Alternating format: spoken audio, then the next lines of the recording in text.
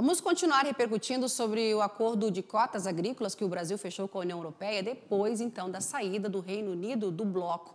Sobre esse assunto, então, eu converso agora com o José Eduardo dos Santos, que é presidente executivo da Organização Avícola do Rio Grande do Sul, Asgav.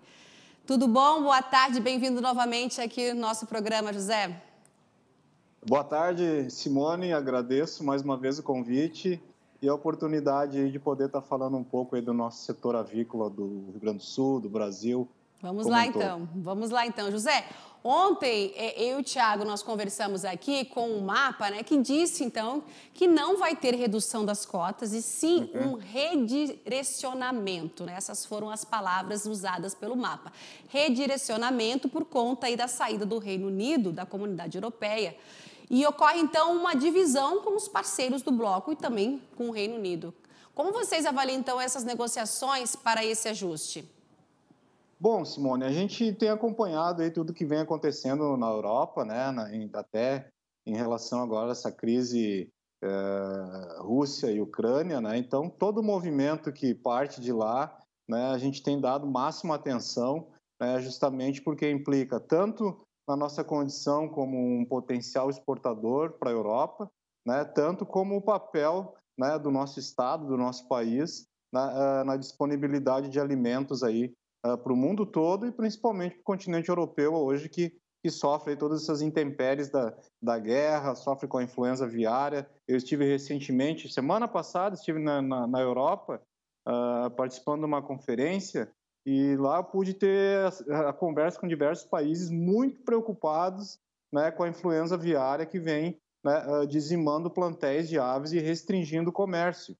E aí todo esse movimento que acontece em relação a cotas, né, nós temos que estar atentos justamente, né, para poder entender e poder atender também, né, já que nós atendemos a demanda de muitos outros continentes.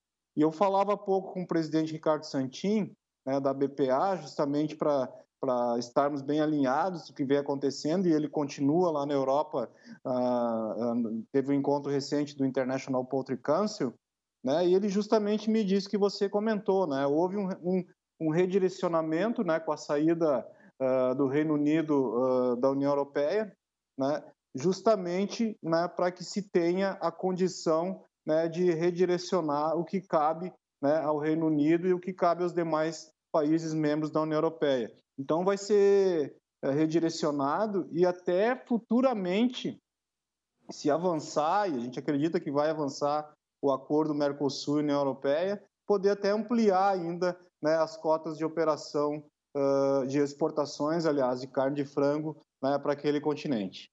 E justamente é isso, nessa ampliação dos produtos, eu perguntei isso ontem ao mapa, mas por enquanto eles vão ficar só no que já tinha sido, né, ajustado no acordo. E agora, com os 27 países da União Europeia, a negociação já foi finalizada, então, mas com o Reino Unido ainda está em curso, mas espera-se logo que seja, então, finalizado. Ou seja, o Reino Unido também deve compensar aí oferecendo uma outra cota, né? E como você analisa as oportunidades, né, da exportação para os dois mercados? Até porque o Reino Unido, unilateralmente, né, essa informação que o mapa passou para a gente ontem, já vem reduzindo aí algumas tarifas, aumentando aí a cota para importação, por exemplo, do açúcar.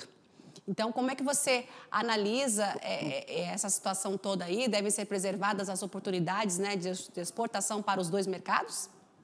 Não, justamente, né? Por isso que eu fiz essa análise inicial, assim, das dificuldades que muitos países, inclusive Reino Unido, né? Que eu também tive a oportunidade de conversar na semana passada com alguns representantes da Inglaterra e países ao redor ali, né? Estão com essa dificuldade também da influenza aviária e também, né, com os efeitos aí da crise. Então, a gente vê sim que há uma oportunidade de ampliar as exportações brasileiras, mas isso vai depender do andamento das negociações. Mas vejo também que com todo esse acordo que teve, né, da saída, né, do Reino Unido da União Europeia, né, as pessoas não vão deixar de se alimentar, né? Houve ali uma situação política, uma situação, né, de gestão do Reino Unido, né, em relação à questão política que envolve a União Europeia, mas isso não implica em redução de alimentos, de suprimentos.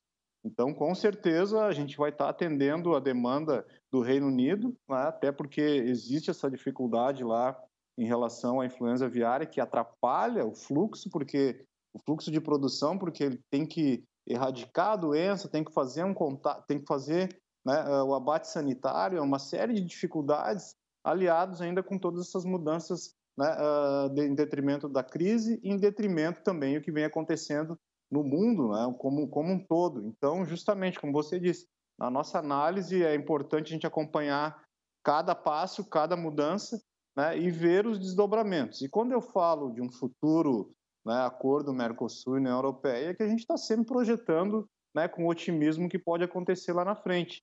E reconhecendo o Brasil, como eu pude escutar também lá fora, como um potencial fornecedor, né, de alimentos para o mundo todo, inclusive o continente europeu.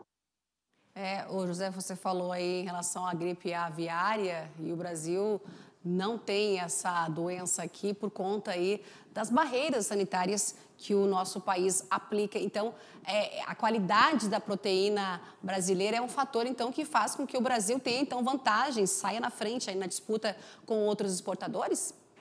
Não, justamente, né? Nós tivemos aí todo um regramento, uma legislação, né, que fez com que o setor investisse muito em biosseguridade. A biosseguridade hoje ela está presente em todas as propriedades avícolas do Brasil, seja uma pequena propriedade, uma média propriedade, até uma indústria. São critérios pré-definidos onde cada produtor, cada técnico, né, cada empresário, né, está atentos e recebendo informações quase que de minuto em minuto em relação à adoção e à manutenção desses procedimentos. O que acontece? Nós acabamos nos tornando um país, né, com uma certa blindagem contra a gripe aviária, não estamos livres, não, né, porque a gripe aviária ela é transmitida também por aves migratórias e tudo, mas sim, né, o nosso sistema produtivo hoje ele está, né, bem equipado e aprimorou as questões, né, voltadas aos procedimentos voltados à biosseguridade. Então, isso dá uma garantia, né, atrelado a toda a responsabilidade que o setor tem. Veja bem, são quase 5 milhões de toneladas, vamos dizer assim, de carnes que devem ser exportadas esse ano, né, que nós não suportaríamos ter que ficar com esse volume todo dentro do Brasil em detrimento, né, algum tipo de enfermidade, seja influenza aviária ou outra, né? Então, isso pesa no dia a dia, na responsabilidade do nosso produtor, do técnico, e a cada dia a gente vem, como instituição, né, interagindo com os órgãos oficiais para que se aplique as questões de biosseguridade. Como você falou, isso acaba trazendo mais qualidade para o produto brasileiro e mais segurança e sendo alternativa para muitos países, seja a União Europeia, Oriente Médio, Ásia, né? Recentemente tivemos uma auditoria dos Estados Unidos também. Então, tudo acaba dando mais credibilidade para o Brasil, mas é preciso intensificar a cada dia os nossos esforços para manter a segurança dos nossos plantéis. É verdade. Agora, José, esse acordo aí em relação com a União Europeia e também com o Reino Unido, que tipo da nossa proteína, o que a gente exporta para eles? É o frango processado? É mais o frango processado? Qual que seria?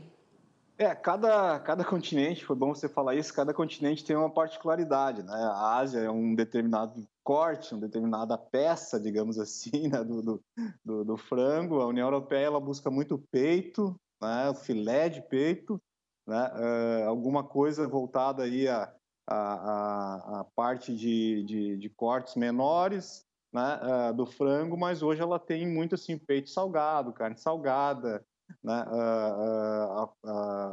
as pernas, as coxas, sobrecoxas que a gente fala também, né? Mas prioritariamente a União Europeia busca mais assim peito, filé de peito, justamente para que serve também como matéria-prima para produzir outros alimentos, né? Tá certo. Quando você fala, José, do peito salgado, já é o produto aí que vai temperado para fora? Ele tem uma quantidade de sal, né, para conservação, para atender a demanda interna, né, e em algumas situações é considerado temperado, mas outras é uma maneira também, né, de conservar mais aí, dar mais longevidade aí para o produto, né? Então é justamente nessa linha aí que a gente comenta, né? E depois, como eu disse, ele serve in natura, ele serve também de base para que lá eles possam produzir outros alimentos, né? Utilizando essa carne mecanicamente separada do osso, né? Ou só o filé de peito para produzir outros alimentos aí para atender o cardápio europeu. Tá certo, José. Muito obrigada, então, mais uma vez, pela tua participação, por essa conversa aqui com a gente do Agrotarde, viu? Obrigada mais uma vez. Eu conversei, então, com o José Eduardo Santos, que é presidente executivo da Organização Avícola do Rio Grande do Sul, ASGAV. E até uma próxima oportunidade aqui. Obrigado, Simone. Estamos à disposição.